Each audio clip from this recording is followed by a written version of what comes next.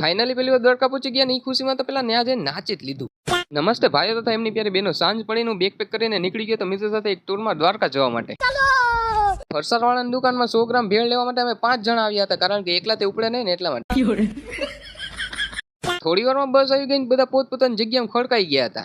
ખાધા પીધા વગરના આવ્યા હતા ને ભૂખ લાગી એટલે બધા એને પેલા નાસ્તો કરી લીધો. રાતના 12 વાગે એક હોટલ ઉભી રાખીને 2 બસના માણસો ઉતરી ગયા હતા. નાનો એવો એક બ્રેક લઈ લીધો. ત્યારબાદ મસ્ત ઊંઘ આવતી હતી ને બધા ઊંધા સુધી ઉતા હતા ને તો હું તે ઉઈ ગયો હતો ને પછી એને હવાર પડીને તાતા ભૂંગળા વાળાએ જોર જોરથી બોલીને જગાડી દીધા. ઘરે મમ્મી નો હોવા દે ને અહીંયા કાકા હોવા નો દે.